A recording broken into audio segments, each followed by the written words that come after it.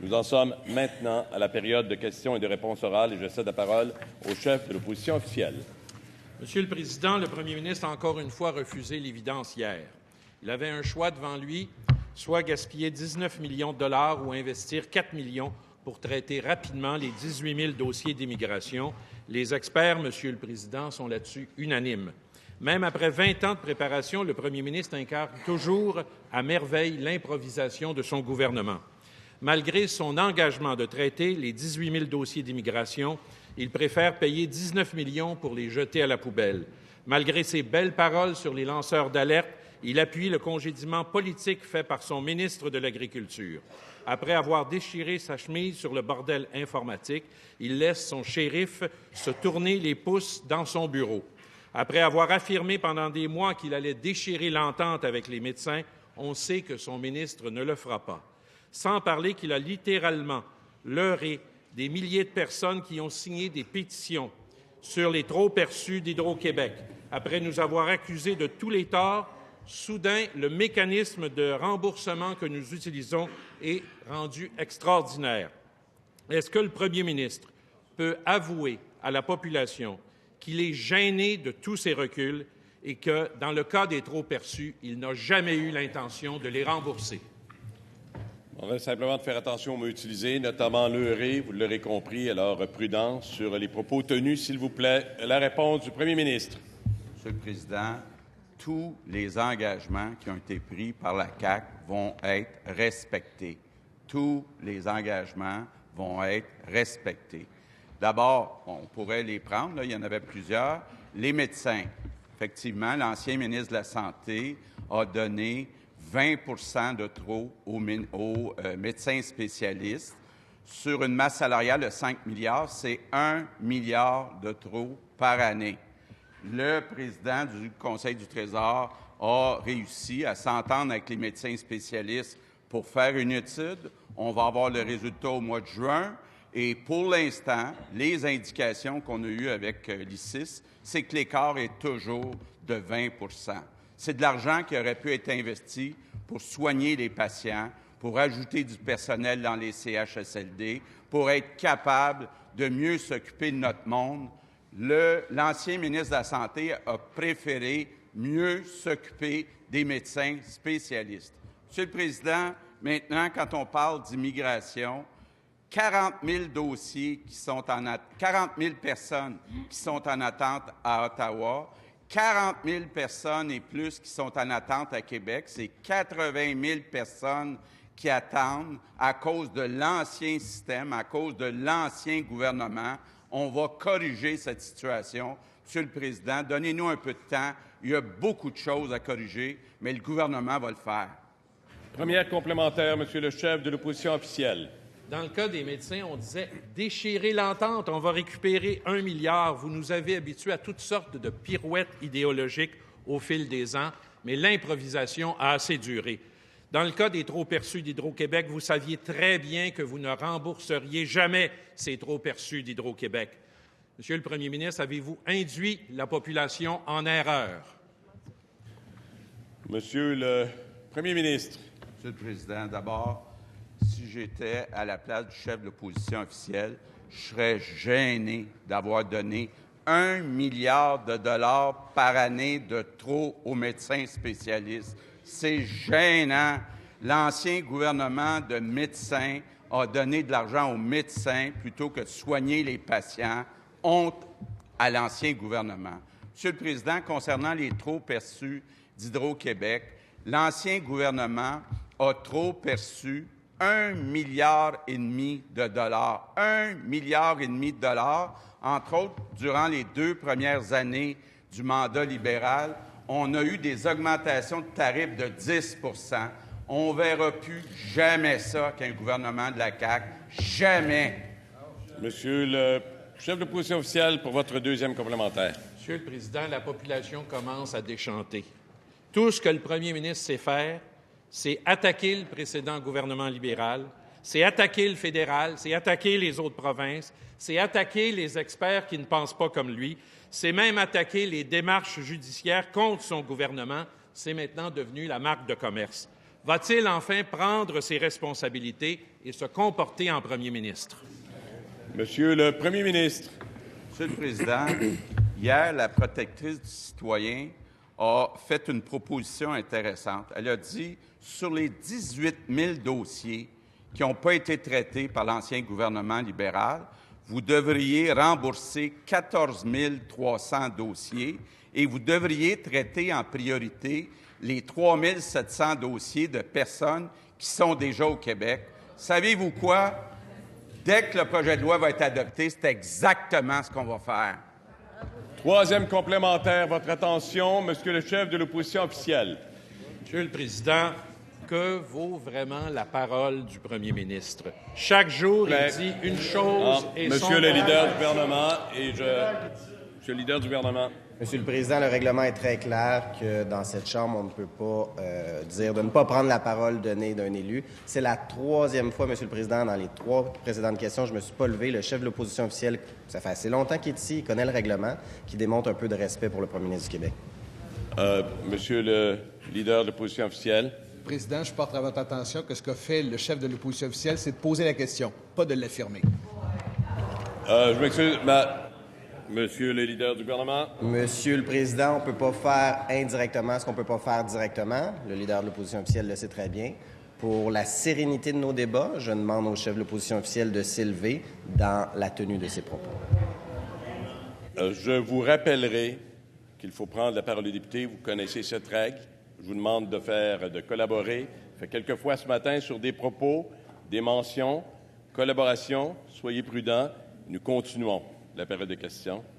Nous en étions à Monsieur le chef de l'opposition officielle. Monsieur le Président, on a le droit de se poser la question sur la parole du premier ministre. Chaque jour, il dit une chose et son contraire. Est-ce qu'il n'est pas gêné lui-même d'avoir promis des choses avant la campagne électorale, d'en promettre encore aujourd'hui et de ne pas respecter ses engagements?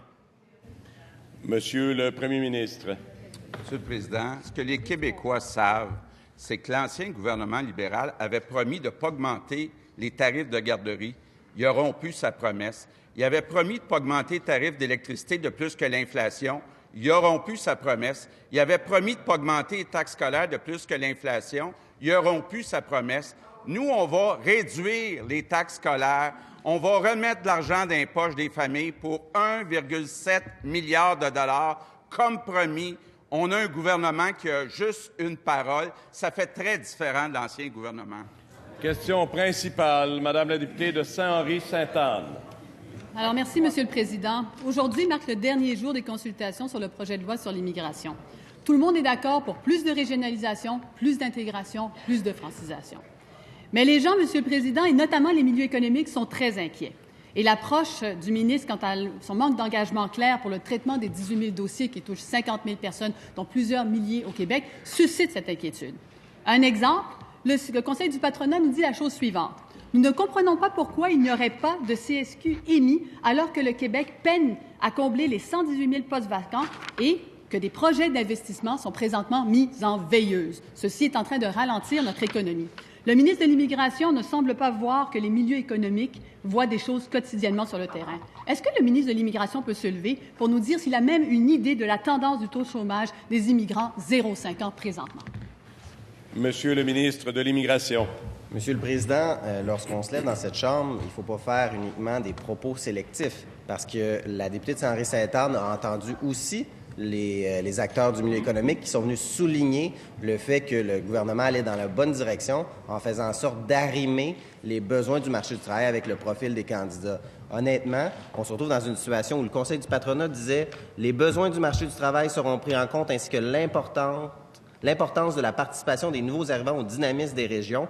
Pour les employeurs, ceci représente une bonne nouvelle car leur voix a été finalement entendue. » Alors ça, c'est le Conseil du patronat par le biais du président directeur général du Conseil du patronat du Québec, Yves Thomas Dorval.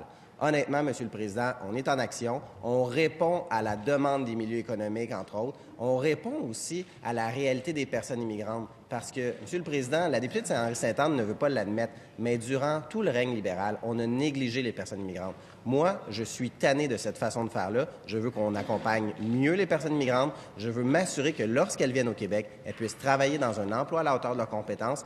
Il me semble que c'est pas très compliqué à comprendre, ça. Mais du côté libéral, durant 15 ans, on a vécu l'incurie dans le régime d'immigration. C'est terminé. Je vous le dis, ça va changer.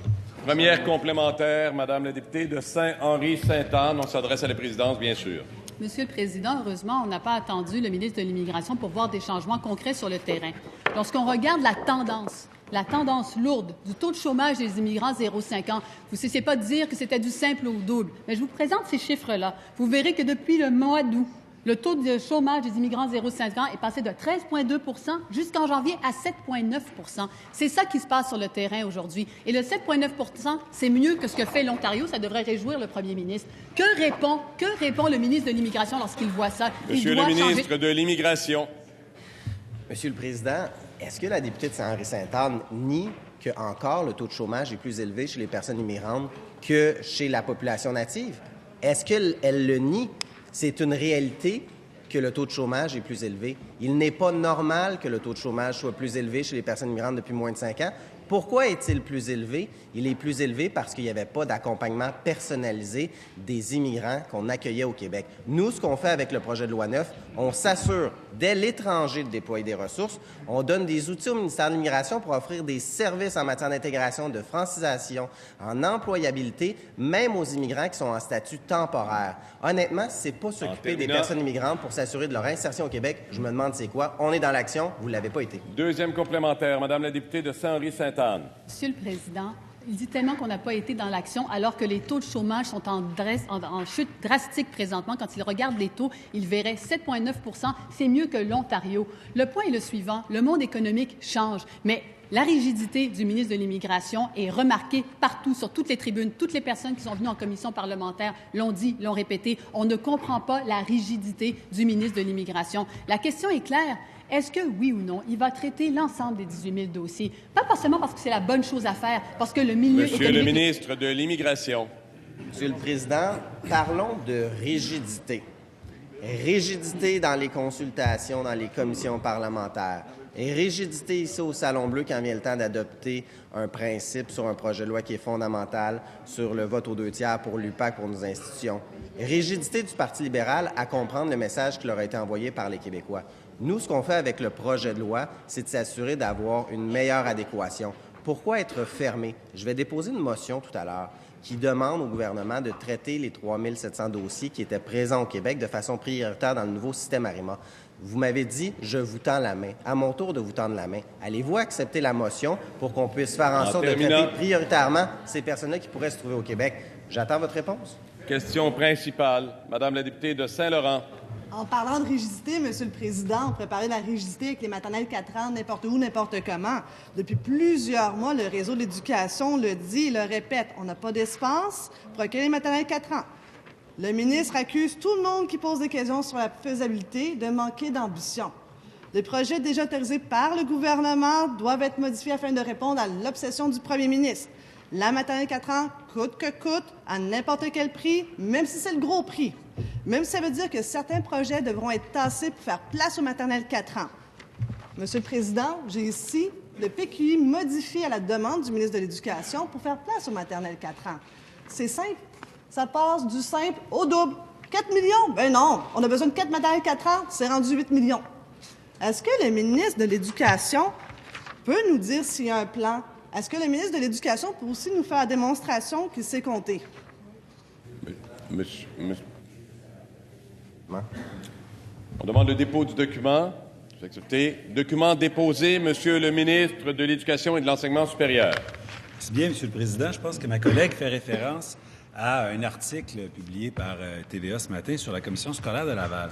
Je veux remercier la Commission scolaire de Laval et plusieurs autres commissions scolaires pour leur excellente collaboration dans le dossier des maternelles 4 ans. Je leur ai fait parvenir une lettre, plusieurs lettres. On a eu des échanges, on a eu des conférences téléphoniques, des dialogues, des discussions. Et ce qu'on voit, c'est que la Commission scolaire de Laval, comme d'autres, accepte la proposition, ils y croient à la maternelle 4 ans, et exactement comme je leur avais demandé de le faire, ils amendent leur projet de construction qui avait déjà été déposé en 2016 ou en 2017, des projets qui sont à l'étape des plans et devis pour dire, bien, on ne va pas inaugurer dans quelques mois une école trop petite. Ben non, on va tout de suite améliorer le projet, s'assurer qu'on ajoute 2 classes, 3 classes pour accueillir davantage de préscolaires. Moi, je trouve que c'est du gros bon sens. C'est excellent. C'est une bonne façon de faire. Et c'est une planification qui est saine. Alors, évidemment, c'est pas gratuit construire une école. Évidemment, c'est pas gratuit construire des classes. Cependant, les enfants de 4 ans, s'ils ne vont pas à la maternelle 4 ans, il faudrait qu'ils aillent ailleurs dans le réseau. C'est pas gratuit non plus une place en CPE ou dans une autre installation. Première complémentaire, Madame la députée de Saint-Laurent. Je prends note que le ministre de l'Éducation dit que les commissions scolaires font du bon travail. J'en suis très contente. Maintenant, si on revient là, dans ce magnifique document, l'école Vimont-Auteuil, elle est attendue par les citoyens depuis longtemps pour le primaire, de première année à 6e année. Est-ce que le ministre est en train de dire que ça se peut que l'école ne soit plus en moyen de livrer cette classe parce qu'on a tellement des besoins de maternelle 4 ans? Est-ce que le ministre de l'Éducation peut nous mettre des garanties que tous les projets actuels pour les besoins réels et urgents vont être concrétisés pour la rentrée scolaire de 2019? Monsieur le ministre de l'Enseignement et de l'Éducation supérieure. Monsieur le Président, contrairement au gouvernement précédent, on va avoir des belles écoles. On va agrandir nos écoles pour répondre aux besoins. C'est vrai que dans certaines commissions scolaires, pas partout, on manque de locaux en ce moment, notamment à Marguerite-Bourgeoys, à Pointe-de-l'Île. C'est vrai dans certains secteurs à Laval, ça déborde. Parce que dans les années précédentes, non seulement ils ne les ont pas rénovés ou entretenus, ils ne les ont pas non plus agrandis, les écoles, ils n'en ont pas construit des nouvelles. Ils ont refusé des demandes d'agrandissement, des demandes de construction. Alors, on va être en mode rattrapage, on va agrandir, on va construire. Il y aura de la place, évidemment, pour des maternelles 4 ans, mais aussi pour les jeunes du secondaire, pour les jeunes du primaire. On aura de belles écoles suffisamment grandes pour donner un service de qualité. Deuxième complémentaire, Madame la députée de Saint-Laurent. Monsieur le Président, quand on ajoute des classes de maternelle 4 ans, ça prend des corridors, ça prend de l'espace supplémentaire, ça prend un stationnement. Bref, ce plan, juste pour une commission scolaire, celle de Laval, c'est 80 millions de dollars additionnels. Il y a 72 commissions scolaires au Québec. Combien que ça va coûter? Est-ce qu'on peut mettre plus d'argent dans les services et moins dans du béton, moins dans de la brique, s'il vous plaît? Monsieur le ministre de l'Éducation et de l'Enseignement supérieur. Monsieur le Président, en tout respect, il ne faut pas mélanger les dépenses d'opération courantes et le PQI. On va en parler dans les prochaines semaines quand il y aura le dépôt du budget. C'est 2 choses différentes. Et oui, il y aura des ajouts de services professionnels, pas seulement pour les gens du préscolaire. Il y aura davantage de conseillers d'orientation, davantage de gens qui vont aider nos enseignants à aider nos enfants à réussir. Parce qu'on veut qu'ils réussissent pour vrai. On ne veut pas gonfler artificiellement les notes. On veut leur donner le sentiment d'avoir relevé le défi, d'avoir décroché un vrai diplôme. Et pour ça, on le sait que ça prend des investissements. C'est pour ça qu'on considère l'éducation comme un investissement. Question principale, Madame la députée de Sherbrooke.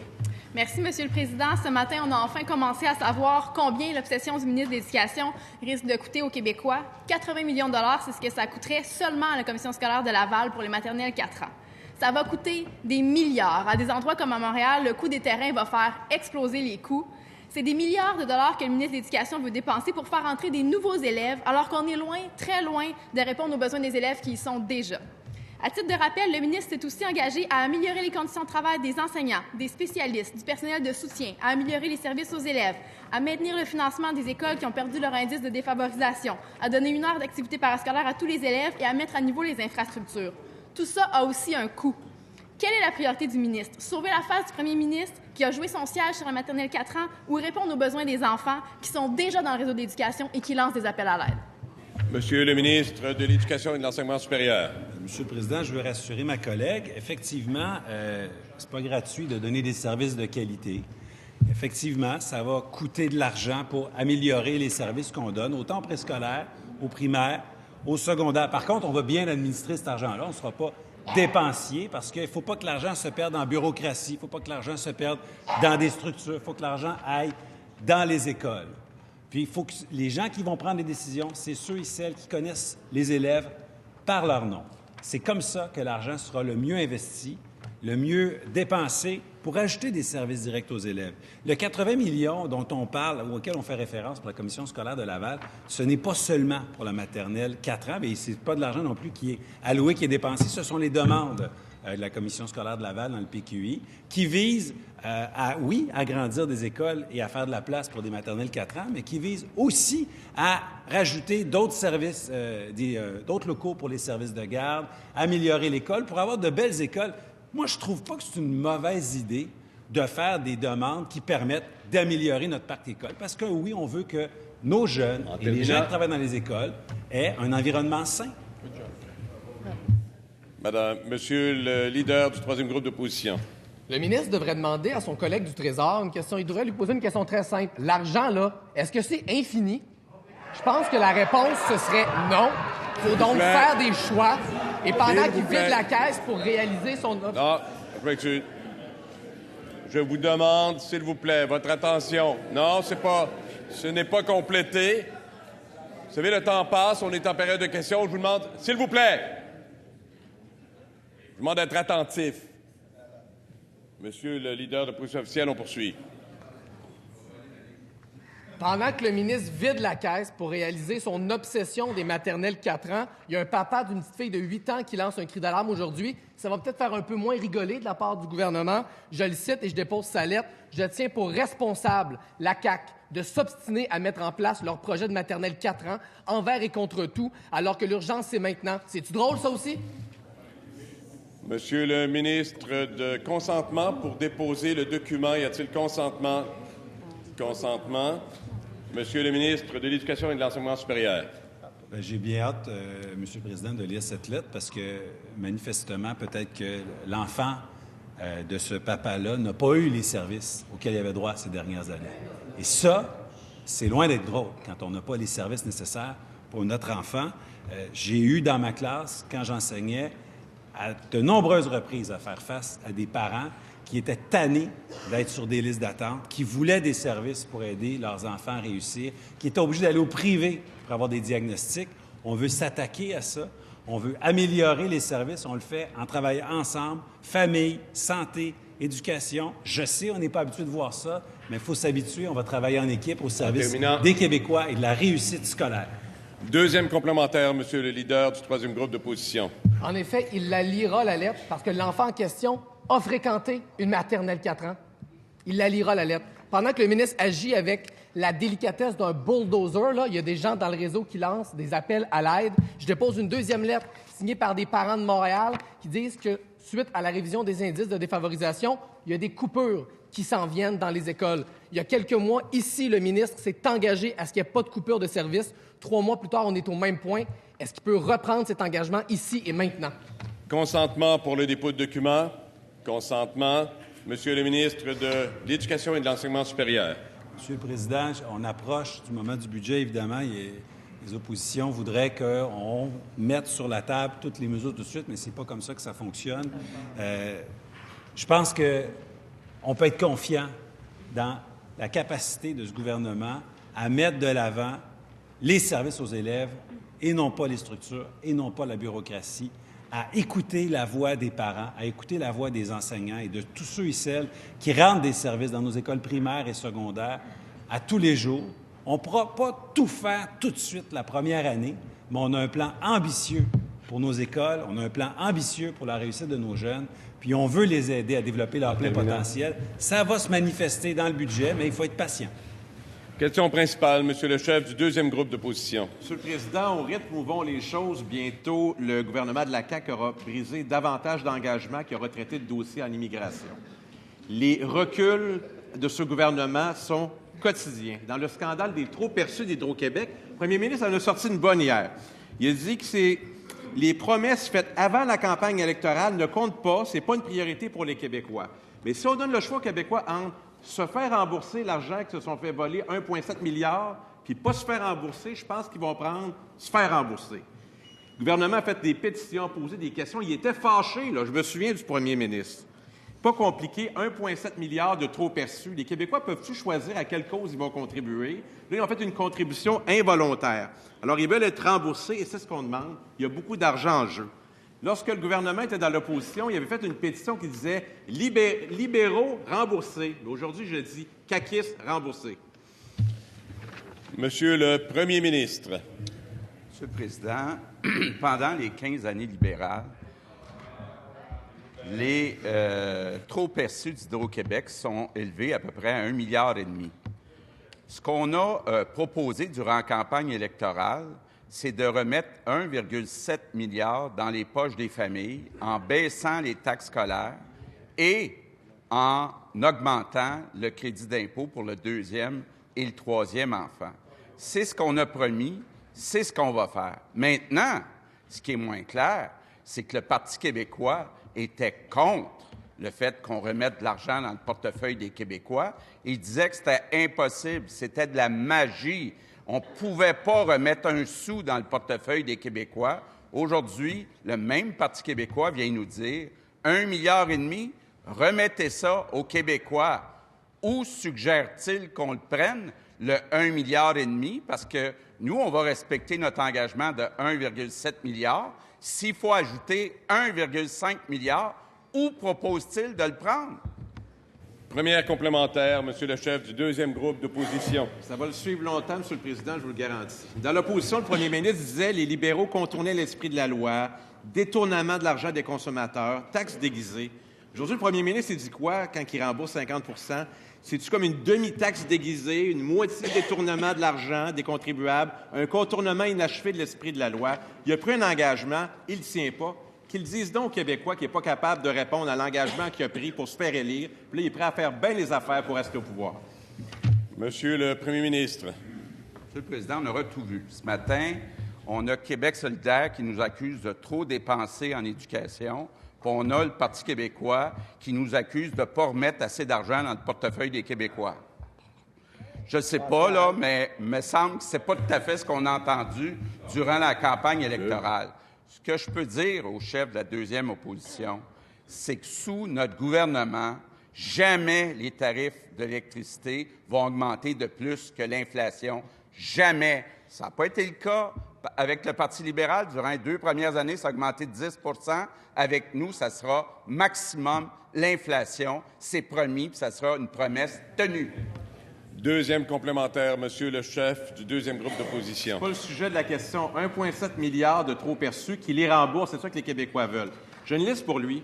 Enquêtes et contrats informatiques, nomination partisane, salaire des médecins, OGM, éthique et culture religieuse, publicité gouvernementale, dérive sectaire, C3S au centre du Québec et maintenant trop perçus. Ça, c'est 10 engagements d'une longue liste qu'il décide de ne pas tenir.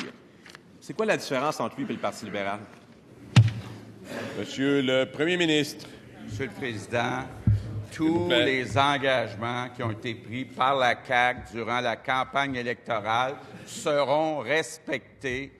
J'ai hâte au 21 mars. J'ai très hâte au 21 mars. Notre ministre, notre extraordinaire ministre des Finances, va déposer un bon budget qui va commencer à remplir les engagements. Puis regardez-nous bien aller sur 4 ans. Tous les engagements vont être tenus. Question principale, Monsieur le député de Lapinière. Monsieur le Président, il s'est vanté d'avoir lui-même congédié un lanceur d'alerte. Il a changé plusieurs fois sa version. Il a insulté les fonctionnaires de l'État. Il a balayé du revers de la main, il y a une semaine, la proposition de l'UPA sur les pesticides.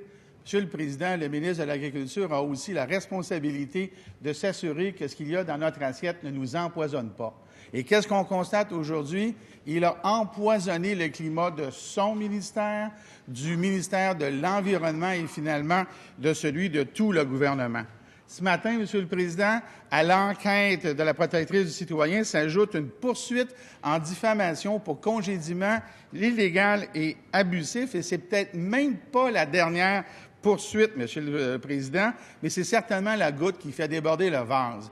Est-ce que le ministre de l'Agriculture pourrait avoir la sagesse de se retirer le temps que ces nombreux démêlés judiciaires et administratifs soient conclus? Monsieur le leader du gouvernement. Monsieur le Président, le député de Lapinière fait référence à un acte de procédure judiciaire qui a été présenté devant la Cour. Je lui rappellerai notre règlement, ici à l'Assemblée nationale, 35.3. Vous savez, on ne peut pas parler d'une affaire qui est devant la justice. Le député de Lapinière connaît le règlement. Il a été ministre de la Santé. Il a siégé dans cette Assemblée durant 4 années ici. Alors, on se retrouve dans une situation où il demanderait au ministre de l'Agriculture de commenter sur une procédure judiciaire. Et vous savez, le ministre de l'Agriculture exerce son travail avec célérité. Son engagement envers l'agriculture québécoise est profond et il va continuer d'exercer ses fonctions parce qu'il a la confiance du gouvernement, parce qu'il s'assure dans le domaine de l'agriculture d'agir là où le Parti libéral n'a pas agi durant 15 ans et surtout, lorsque vous avez mis à mal le ministère de l'Agriculture durant ces 15 dernières années-là, il y a du leadership au niveau du ministère de l'Agriculture, enfin, parce que ça fait très longtemps qu'il n'y en avait pas eu. Alors, Monsieur le Président, vous conviendrez avec moi que la question du député de Lapinière porte sur les procédures judiciaires, puis on ne peut pas aborder cette question-là ici, en cette Chambre. Monsieur le leader de l'opposition officielle. Oui. Oui, parce que le leader du gouvernement a invoqué le règlement, peut-être pour son bénéfice, Monsieur le Président. L'article 35.3 dit, et 35.4 dit qu'il faut travailler effectivement à l'intérieur d'une certaine limite lorsqu'il est question d'un dossier judiciaire. Ce que le collègue a demandé, c'est s'il était pour se retirer. Il a fait une allusion au fait. Cette poursuite-là, elle est dans les médias, elle est connue. Il n'a pas traité du fond et ne le fera pas dans sa question. Vous avez la réponse. Je pense que dans ce dossier-là, on n'est pas allé au cœur de l'affaire. C'est une affaire civile. On peut en parler, mais on ne peut pas aller au cœur des choses. Je pense que la réponse a été dite. On poursuit avec le député de Lapinière. Franchement, Monsieur le Président, c'est certainement le premier ministre qui, ce matin, est content. Il voulait créer des jobs à 25 de l'heure. Il en crée à 250 de l'heure pour payer des avocats qui vont aller réparer les dommages causés par ces ministres brouillons, Monsieur le Président.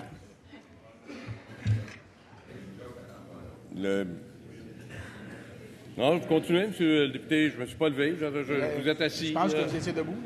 On a partagé le siège et le debout. Alors, Monsieur le Président, si la tendance se maintient, il va tellement y avoir de poursuites à ce gouvernement-là qu'il va falloir ouvrir une succursale du Salon Bleu à la Cour supérieure du Québec. Est-ce que le président du Conseil du Trésor a-t-il prévu un budget spécial pour couvrir les frais croissants engendrés par ses collègues ministres? Leader du gouvernement. Monsieur le Président, on ne qualifiera pas les propos ici en cette Chambre du ministre de la Santé. Cela étant dit, l'ancien ministre de la Santé... Non. Là, on va écouter le brouhaha, le bruit, non pas les applaudissements non plus. Alors, je vous demande encore une fois votre collaboration. Nous poursuivons. La parole appartient au leader du gouvernement, s'il vous plaît. Monsieur le Président... Je voulais dire le député de Lapinière, parce que j'ai tellement été habitué de le voir longtemps dans ce poste-là, alors qu'il aurait peut-être dû changer de poste bien avant. Cela étant dit... Encore une fois, s'il vous plaît.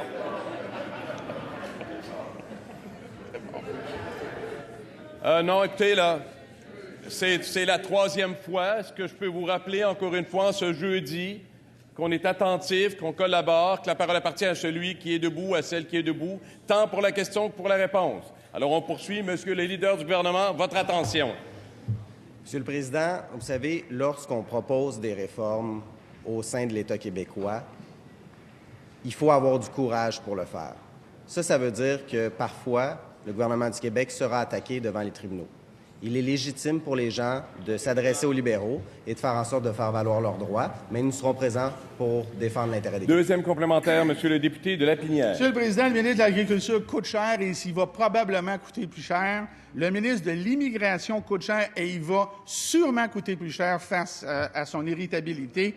Monsieur le Président, on parle ici de dépenses de fonds publics qui sont fondamentalement évitable et inutile. Monsieur le Président, qui va mettre de l'ordre là-dedans et renverser cette tendance?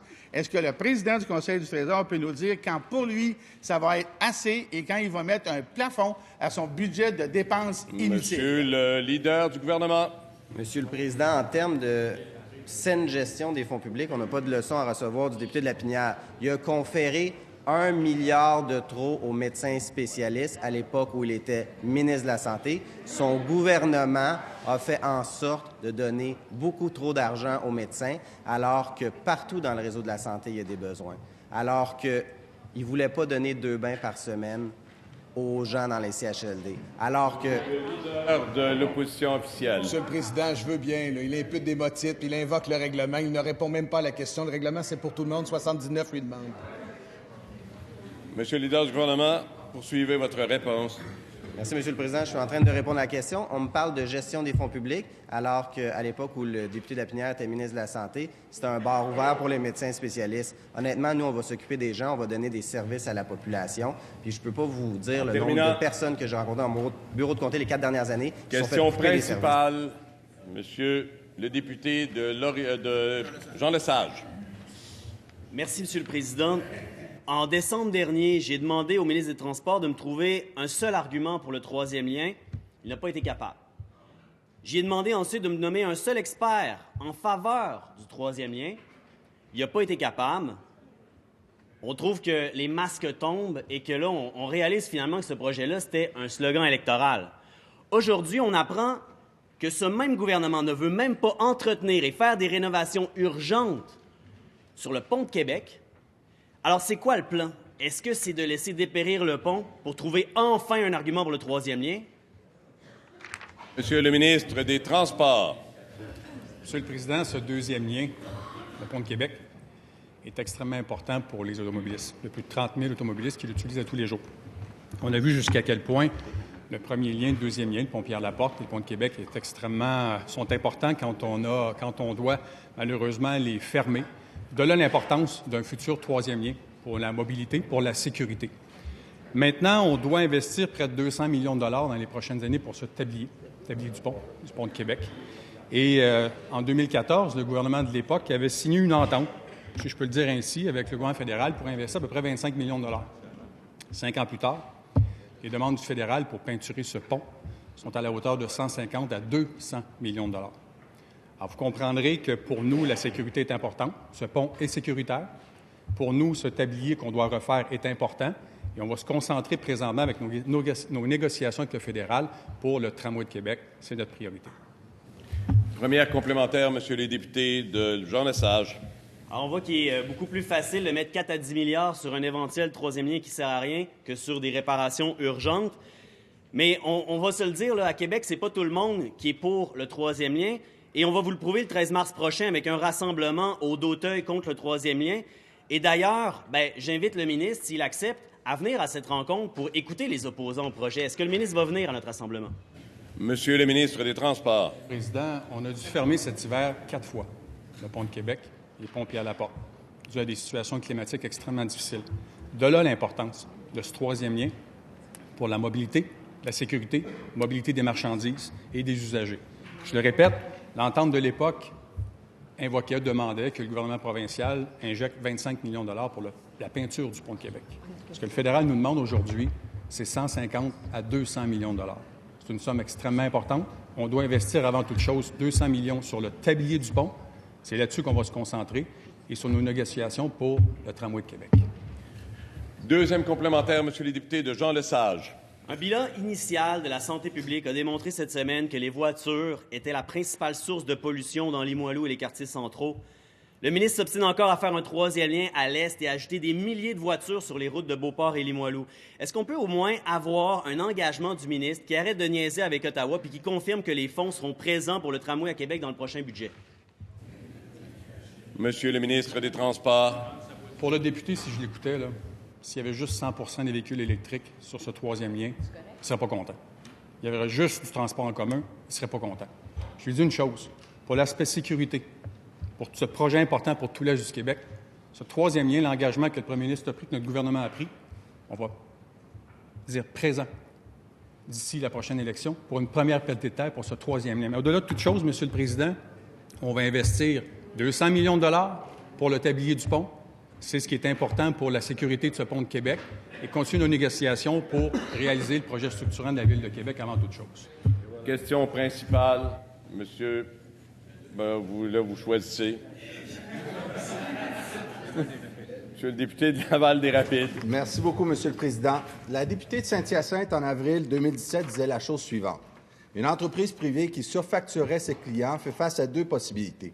Soit l'entreprise est malhonnête, soit l'entreprise s'est trompée de bonne foi. Si l'entreprise s'est trompée, il y a une seule chose à faire. Elle fait parvenir un chèque accompagné d'une lettre d'excuse. Monsieur le Président, depuis qu'Hydro-Québec a annoncé des surplus records, les Québécois constatent sur ce dossier que le premier ministre les prend de haut et fait preuve de suffisance.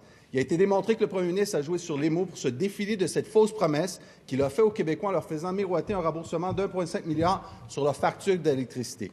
À l'époque, ils ont décrié notre position. Aujourd'hui, ils maintiennent notre solution. Mais ce qui est insultant, c'est qu'ils ont le culot de revenir sur leurs paroles. Soyez courageux et admettez aux Québécois que vous les avez dupés. Faites comme votre député de Saint-Hyacinthe le suggérait à l'époque, remboursez et excusez-vous. Est-ce que le ministre de l'Énergie va assumer ses responsabilités, respecter votre parole et envoyer la directive à Hydro-Québec de rembourser les Québécois? Je vous demande encore d'être prudent dans les propos. C'est pour la première fois ce matin, duper les Québécois. Faites attention à la façon de dire et de vous exprimer, s'il vous plaît. La réponse, Monsieur le ministre de l'Énergie et des Ressources naturelles. Oui, merci, Monsieur le Président. Écoutez, il ne faut pas être gêné pour dire ce que mon collègue vient de dire qu'on va appliquer la solution du Parti libéral. Mais non, c'est pas ça qu'on fait du tout, là. Il y a un mécanisme d'écart de rendement qui a été mis en place en 2014. Et pendant des années, le Parti libéral a refusé d'appliquer le mécanisme d'écart de rendement qui pourtant avait été adopté et approuvé. Et nous, ce qu'on dit, premièrement, on dit deux choses.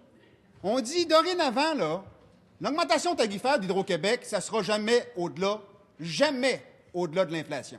Ça, c'est la première chose qu'on confirme. La deuxième chose, c'est qu'on va toujours appliquer le mécanisme d'écart de rendement. Ce mécanisme d'écart de rendement, qu'est-ce qu'il fait? C'est quand le rendement est supérieur à Hydro-Québec que celui autorisé par la Régie, le premier 100 points de base est partagé avec Hydro-Québec et les contribuables. Et tous les points de base supplémentaires, 75 % pour les contribuables, 25 % pour Hydro-Québec. Et ça, le Parti libéral ne l'a pas appliqué, a gardé toutes les sommes. Et nous, on ne le fera pas. Première complémentaire, Monsieur le député s'il vous plaît, le député de Laval-des-Rapides, la parole vous appartient. Monsieur le Président, nous apprenons hier que des élus du gouvernement ont un malaise face au recul sans scrupule de leur chef sur le dossier des trop-perçus d'Hydro-Québec.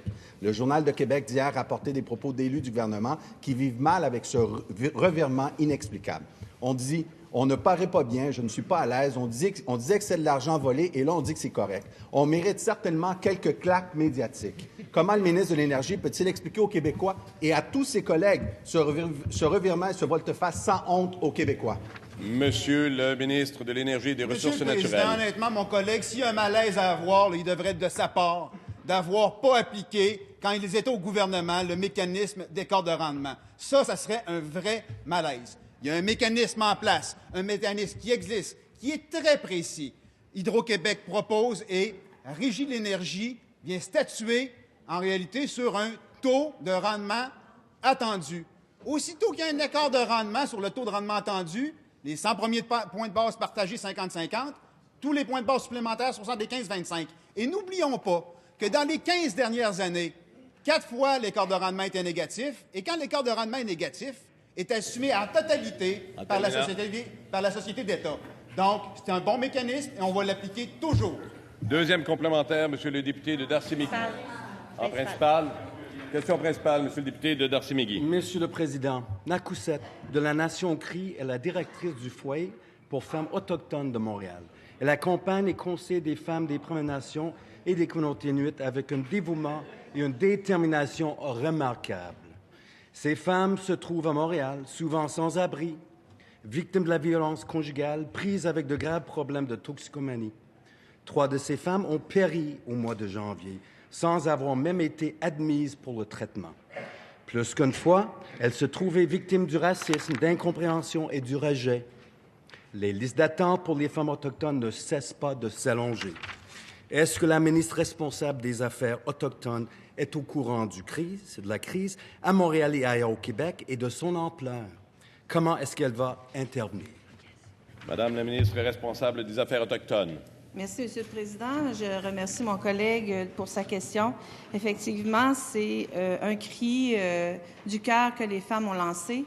J'ai déjà d'ailleurs signé un protocole d'entente pour que la Maison pour les femmes autochtones reçoive un montant considérable afin d'aider les femmes autochtones qui sont dans un milieu urbain, dont Montréal. J'ai aussi, par le fait même, contacté la présidente. On doit se rencontrer incessamment. J'ai parlé aussi à Mme Viviane pour qu'elle puisse me filer sur tout ce qui se passe au niveau des femmes autochtones. J'ai quelques informations, mais j'aimerais absolument avoir tous les détails qui vont être à sa convenance, qu'ils vont me donner. Je sais aussi qu'il va y avoir 2 rapports qui vont être déposés, celui en mai pour l'enquête nationale du fédéral et au mois de septembre de la commission du juge Vien. Et je suis en attente de ces 2 rapports-là pour faire le nécessaire afin que les femmes autochtones puissent avoir de l'aide. Première complémentaire, Monsieur le député de Darcy-Miguel. Il n'y avait que 29 mots, 29 words, dans le discours inaugural du premier ministre au sujet du peuple autochtone qui partage avec nous le territoire du Québec. 29 mots au sujet de leur immense préoccupation ainsi que leur immense potentiel de s'épanouir davantage, de bâtir ensemble avec nous. Monsieur le Président, comment est-ce que la ministre va convaincre son premier ministre de bâtir un vrai partenariat avec nos concitoyens autochtones? Madame la ministre responsable des Affaires autochtones.